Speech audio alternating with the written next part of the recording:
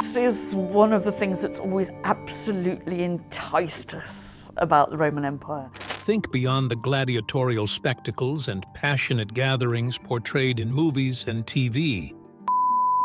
In ancient Rome was a cornerstone of both culture and personal pleasure.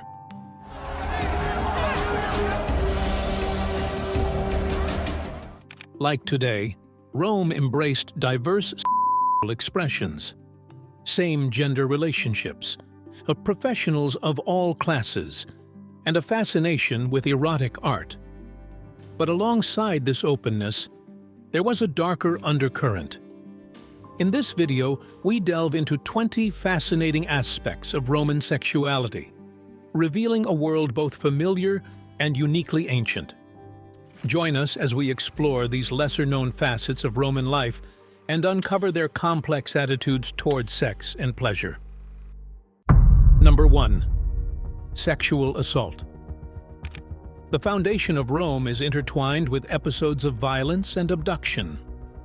In its early days, long before it became a republic, Rome was often portrayed as a haven for outlaws and ruffians. The fledgling city aggressively expanded its domain by raiding neighboring city-states, seizing resources and capturing people to bolster its population and extend its territory. A particularly infamous incident occurred around 75 BCE, when the Romans, seeking to increase their numbers, abducted women from the nearby Sabine tribes.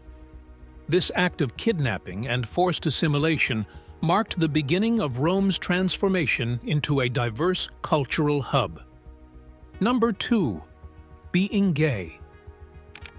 In ancient Rome, same-gender relationships among men were generally accepted, albeit with certain social rules. Men could engage in relationships with other men without jeopardizing their social standing, as long as they were the dominant partner. This status allowed them to have relations with slaves and even actors without facing societal backlash. However, the treatment of women in Rome was starkly different, as rigid gender norms prevented women from holding any significant positions of power.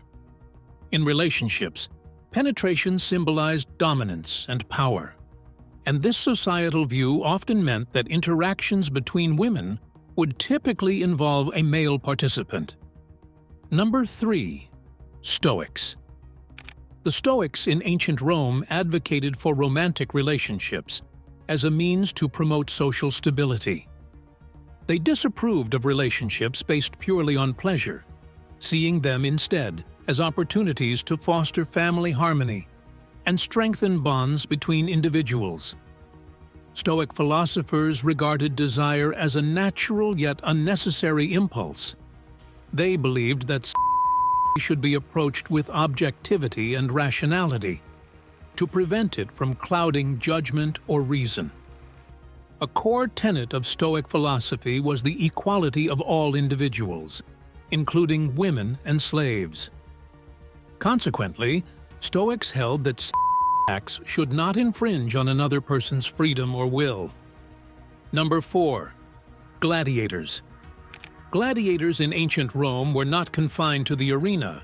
They also performed in various social settings. Entertainers were among the lowest social classes, only slightly above slaves, and were often treated accordingly. However, gladiators were seen as exceptional performers, attracting the attention and desire of many men and women.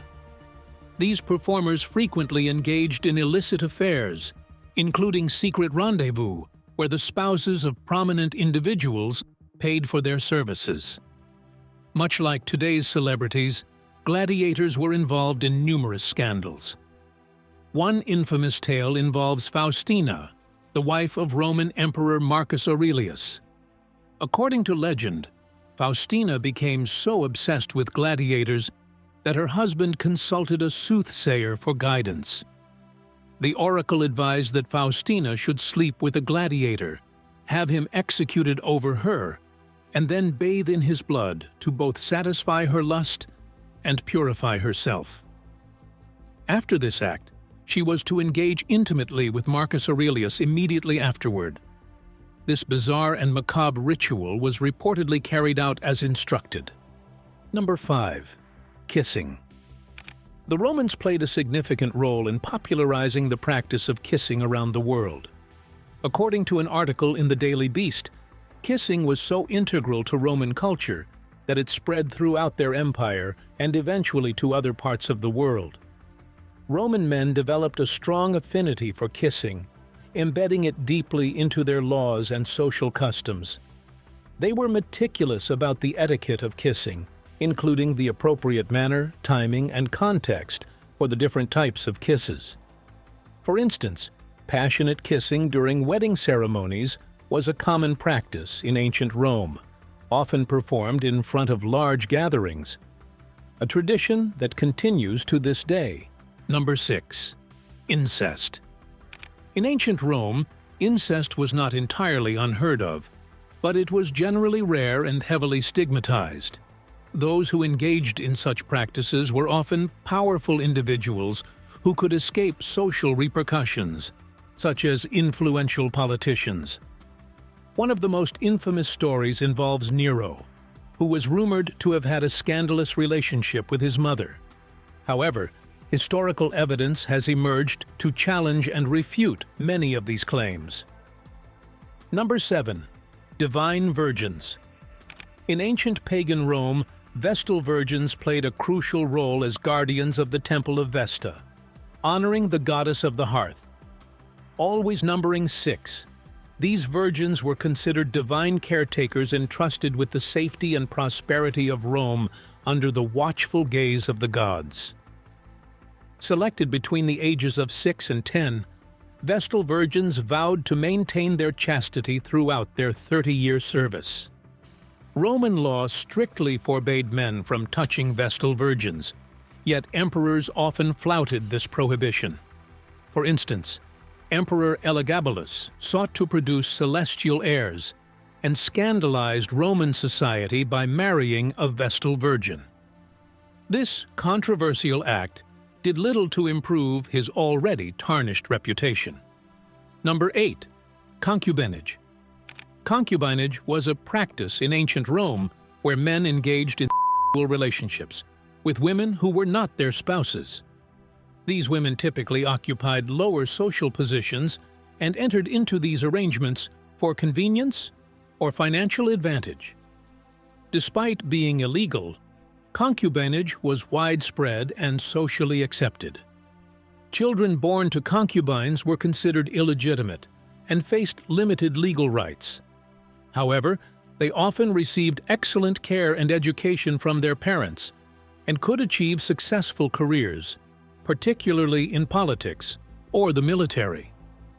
Among the upper classes, marriage was often strategic for alliance building or political gain, yet powerful and affluent men still sometimes maintained concubines. For example, Julius Caesar famously had a long-standing relationship with Cleopatra, the Queen of Egypt. Ancient Roman concubines often enjoyed more independence and autonomy compared to counterparts in other societies. They generally had freedom of movement and were not obligated to bear children or manage household duties. This relative freedom contributed to their distinct role within Roman society despite the social and legal constraints they faced. Number 9. Adultery. In ancient Rome, adultery was considered a grave offense with severe consequences. If a married woman was caught in an extramarital affair, she could face punishments ranging from death to divorce. Men could also be punished for adultery, albeit typically less severely. They might be fined or required to divorce their wives. Adultery was viewed as a threat to the stability of the family and the institution of marriage. It was believed to pave the way for more serious crimes, such as murder. Punishments were administered under the authority of the father or the senior male figure in the family, who was responsible for meting out justice. If death was not prescribed, the guilty woman often faced additional penalties, such as being permanently barred from remarriage. Number 10. Literature and erotic art. In ancient Rome, erotic literature and art were widely embraced forms of entertainment and expression. They served to both titillate and amuse their audience, often featuring explicit sexual scenes. Examples of Roman erotic art include statues like the Capitoline Venus and the erotic paintings found in Pompeii and Herculaneum. Writers like Ovid contributed to this cultural landscape with their poetic explorations of love, relationships, and sexuality. Roman erotic art and literature offer a unique glimpse into the sexual culture of classical Rome, revealing the Roman attitudes toward sex and relationships. Poetry, in particular, was a popular medium for expressing romantic and erotic themes, appealing to both men and women. Statues depicting sensual scenes were also prevalent during this period, many of which are still preserved in museums today. These artworks provide valuable insights into the erotic culture of ancient Rome, reflecting the society's openness toward and the diversity of its artistic expression. Number 11. Disease of Virgins by Hippocrates. The rare and fatal illness known as Hippocrates' disease of virgins uniquely affects young women who have never been married or engaged in sexual activity. Named after the Greek physician Hippocrates, who first described it in his work On the Sacred Disease, the illness is characterized by sudden onset symptoms such as fever, headaches, and convulsions, which progress to paralysis and ultimately death. Unfortunately, there is no known cure for Hippocrates' disease of virgins. Prevention remains the only strategy. Historically, the prevailing belief to prevent this illness was to ensure that young women married or engaged in sexual activity before reaching the age of 16, thus avoiding the onset of the disease altogether. This practice was rooted in the cultural and medical beliefs of ancient times concerning women's health and sexuality. Number 12. Female nudity. The perception of the nude female form in ancient Roman culture has been a subject of ongoing debate and controversy among scholars. There is no consensus on how Roman society exactly viewed the display of female nudity. Instead, various theories and interpretations abound.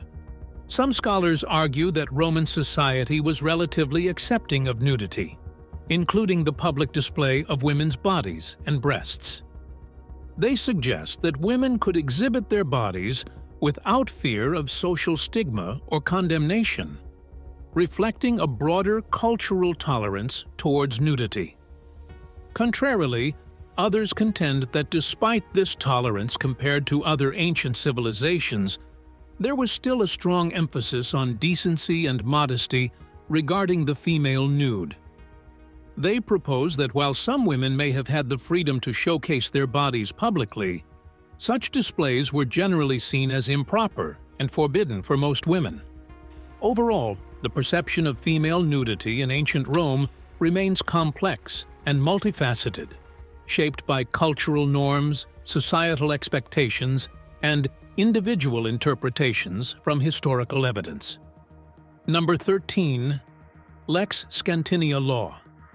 In ancient Rome, the Lex Scantinia legislation strictly prohibited freeborn men from engaging in sexual relations with the wife, daughter, or mother of another freeborn man. Initially enacted in the 3rd century BC, this law was later expanded to encompass same-sex relationships as well. Penalties for violating the law included banishment, execution, or confiscation of property. The legislation governed various forms of sexual conduct, including adultery, pederasty, and the passive role in homosexual acts. Notably, it prescribed the death penalty for free men involved in homosexual activities under these circumstances. Number 14. Existence of sex toys. There are numerous myths and rumors surrounding historical sex toys, such as the infamous tale of Cleopatra, purportedly using a vibrator filled with bees, though the authenticity of such stories is often questioned. However, within Greco-Roman culture, there exist numerous illustrations and literary references to objects designed to resemble male anatomy. These objects were crafted from various materials such as stone, tightly packed leather, and even specially shaped bread. The cultural expectation at the time was that any sexual act would involve penetration, reinforcing the belief that sex was inherently a penetrative act. This perspective dictated that even in scenarios where one assumed a more passive or receptive role traditionally associated with femininity, there was an expectation of some form of penetration. Number 15. Fluid sexuality. In ancient Rome, it was customary for couples to invite others into their relationships for variety, with gender becoming irrelevant once everyone involved was content and the family unit remained stable. Emperor Hadrian's second cousin and wife, Vibia Sabina, was unaware of his involvement in such polyamorous relationships. Eventually, Hadrian found a deep connection with a teenage boy named Antinous, whom he regarded as his soulmate. However, after Antinous mysteriously disappeared, Sabina reportedly lost her happiness. Overcome with grief, Hadrian declared Antinous to be a deity and commanded that he be worshipped throughout the empire. This episode underscores the complex attitudes towards relationships and sexuality in ancient Rome, where emotional bonds and societal norms intersected in profound ways. Number 16. Deviant emperors. The pursuit and consolidation of absolute power have historically enabled some individuals to commit acts of extreme depravity and cruelty. Emperor Nero, for instance, infamously transformed a man into a eunuch and married him. This man bore a striking resemblance to Nero's late wife, whom he had killed while she was pregnant. Nero even used his deceased wife's clothing to dress his new eunuch bride. Emperor Caligula, known for his erratic behavior, engaged in incestuous relationships, including with his sisters well into their adulthood. He hosted scandalous adults-only parties and indulged in every carnal desire, often taking women from their husbands. Emperor Tiberius, however, is often regarded as one of the most debauched Roman emperors. He not only engaged in abnormal sexual activity, which was sadly common in that era, but he also went further by reportedly preying on infants, a heinous act that illustrates the depths of his moral degradation. These examples underscore the unchecked power and moral decay that could manifest among those wielding absolute authority in ancient Rome, revealing the darkest facets of human behavior when unrestrained by societal norms or accountability. Number 17. Roman orgies. The notion of widespread orgies and sexual debauchery in ancient Rome is often sensationalized, with much of the imagery stemming from accounts by historians like Suetonius in Lives of the 12 Caesars. However, many scholars argue that these depictions likely contain a mix of gossip and exaggeration.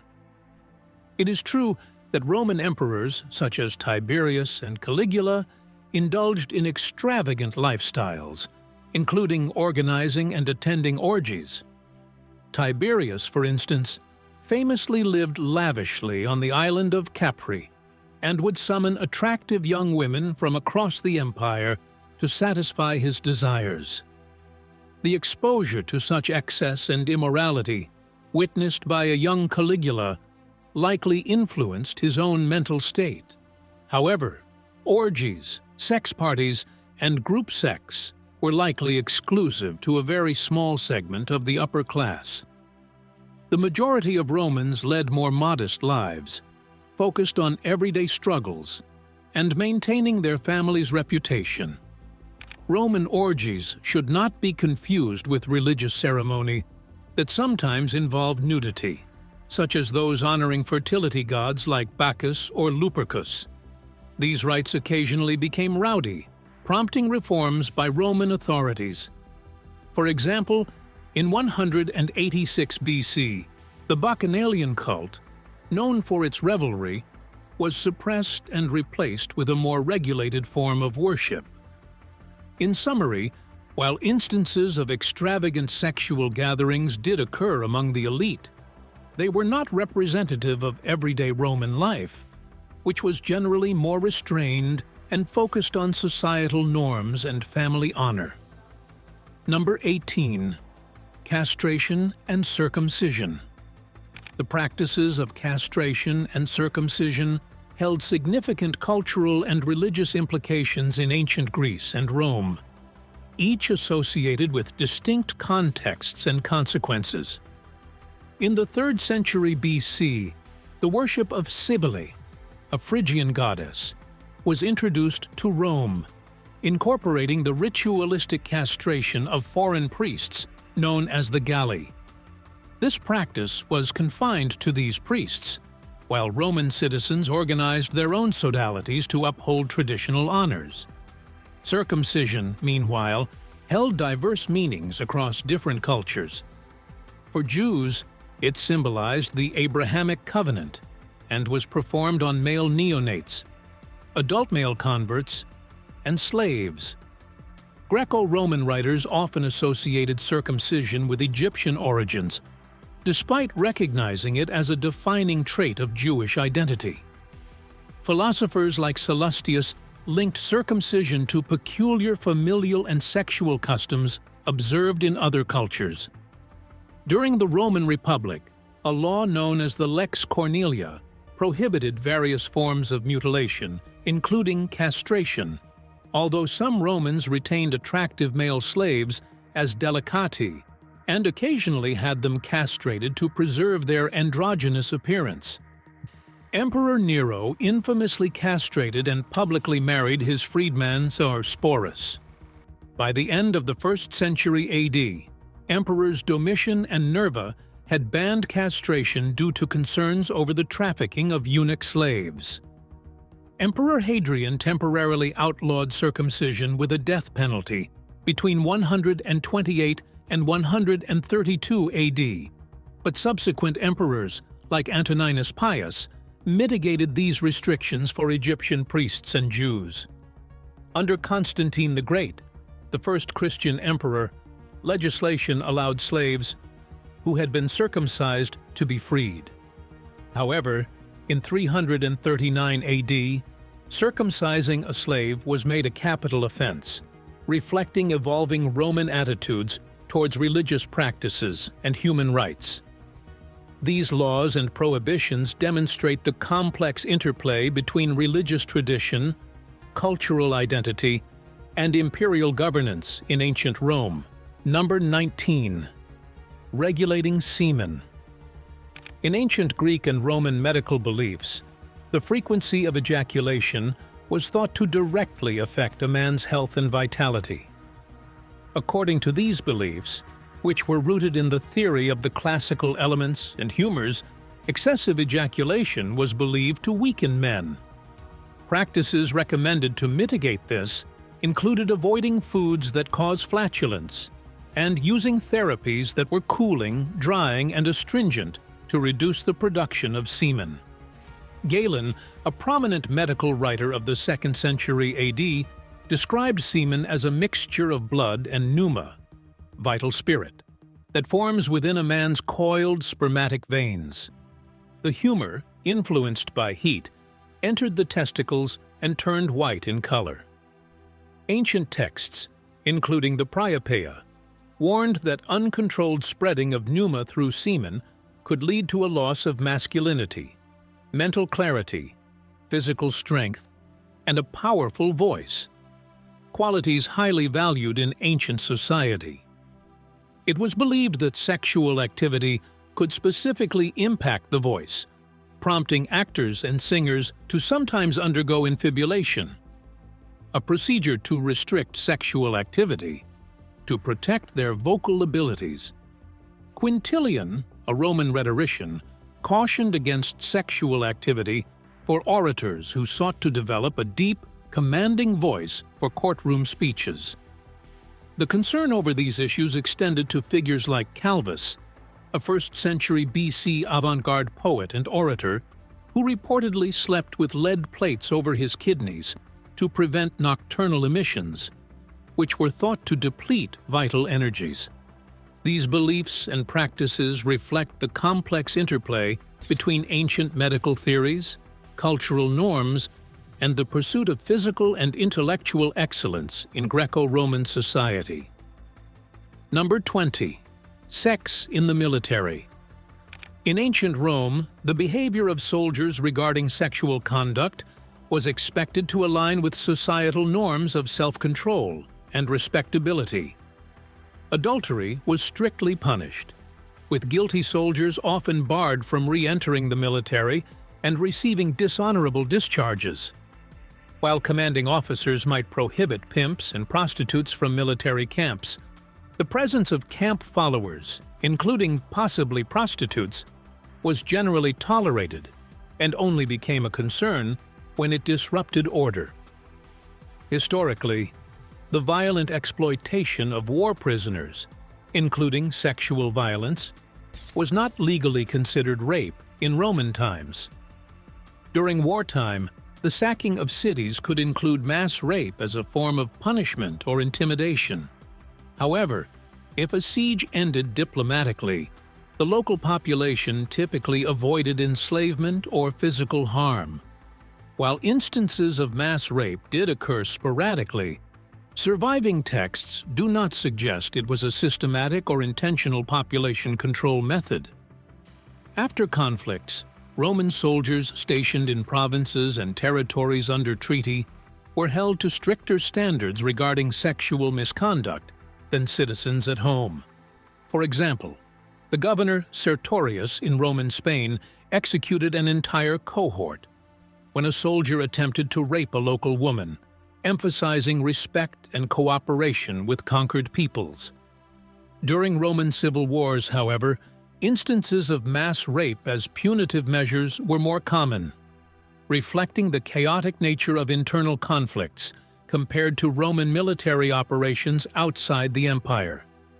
These practices highlight the varying standards and ethical considerations surrounding sexual behavior in different contexts within ancient Roman society. And that concludes our exploration of 20 curiosities about sexuality in ancient Rome.